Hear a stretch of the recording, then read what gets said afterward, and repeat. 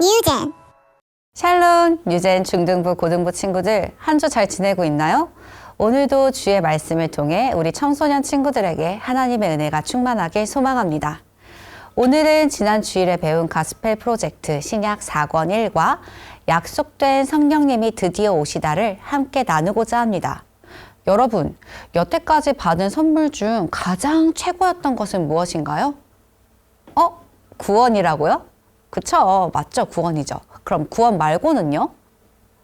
선물, 그중 진실한 사랑이 담긴 선물은 준 사람과 받은 사람 사이의 관계를 더욱 돈독하게 만들어 줄 것입니다. 그리고 계속 그 관계 사이에서 선물이 좋은 영향을 주겠죠. 복음은 하나님께서 값없이 주신 은혜의 선물입니다.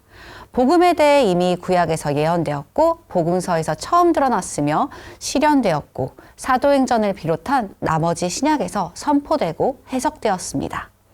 복음은 하나님께서 주신 것이기에 하나님께서 친히 그리고 널리 복음을 전하셨고 지금도 전하고 계십니다. 사도행전은 예수님께서 승천하신 후 사도들과 그들이 세운 교회들을 통해 복음이 만민에게 전해지는 과정을 보여주었습니다. 예수님은 십자가에서 죽으신 후 부활하여 승천하시기 전에 이 땅에서 마지막 날들을 제자들과 함께 보내시며 그들에게 약속을 하셨습니다. 그 약속은 보혜사가 오셔서 예수님이 하셨던 일을 계속 해나가신다는 것이었습니다. 보혜사는 우리와 영원히 함께 하실 성령님이십니다. 요한복음 14장 15절에서 17절까지에선 예수님께서 이렇게 말씀하셨습니다. 너희가 나를 사랑하면 나의 계명을 지키리라. 내가 아버지께 구하겠으니 그가 또 다른 보혜사를 너희에게 주사 영원토록 너희와 함께 있게 하리니 그는 진리의 영이라 세상은 능히 그를 받지 못하나니 이는 그를 보지도 못하고 알지도 못함이라. 그러나 너희는 그를 아나니 그는 너희와 함께 거하심이요 또 너희 속에 계시겠음이라. 여기서 말씀하신 보혜사, 즉 진리의 영이 바로 성령님이십니다. 사도행전에는 실제로 어떻게 성령님이 오셨는지 적혀 있습니다. 예수님께서 승천하신 후 제자들은 그곳을 떠나 예루살렘의 한 다락방에 모여 열흘 동안 함께 기도했습니다. 그러다가 갑자기 벼랑간 성령님이 그곳에 있던 각 사람에게 번쩍이는 불길처럼 나타나심으로써 이 세상과 그리고 그 다락방에 그리고 제자들의 마음에 임하셨습니다. 성령님이 오심으로 인해 우리와 항상 함께 하시겠다는 예수님의 약속이 이루어졌고 하나님이 만민에게 그분의 영을 부어주실 날에 대해서 예언했던 선지자 요엘의 예언도 이루어졌습니다. 예수님을 믿음으로써 복음에 응답한 사람은 이 선물, 즉 약속된 성령님을 받습니다.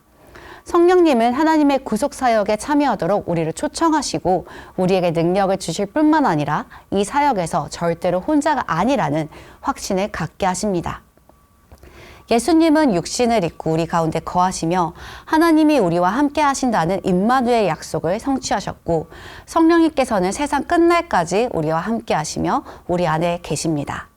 그리스도인은 예수님이 하신 일을 기리기 위해 존재하는 신실한 예수님의 제자로서 세상에서 선을 행하는 하나님의 제사로서 선교를 위해 하나님께서 쓰실 것입니다.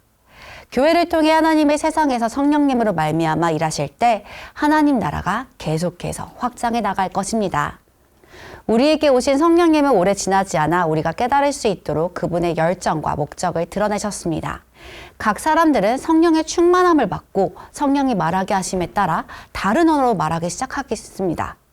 각 나라에서 찾아온 유대인들은 세찬 바람소리와 여러 언어로 말하는 소리에 모여들었다가 각기 자신들의 언어로 예수님에 관한 좋은 소식을 들을 수 있었습니다.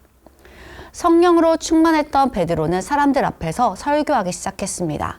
그는 담대하게 예수님이 이스라엘을 죄와 죽음이라는 무거운 짐에서 해방시키기 위해 오신 메시아이심을 드러내는 강력한 설교를 했습니다.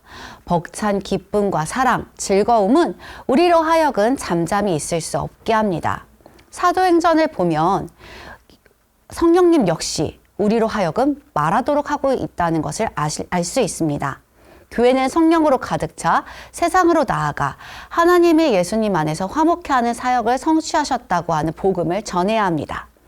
교회가 선교하는 것은 성부와 성자의 사역을 기뻐하는 성령님의 마음으로 드러내는 것입니다.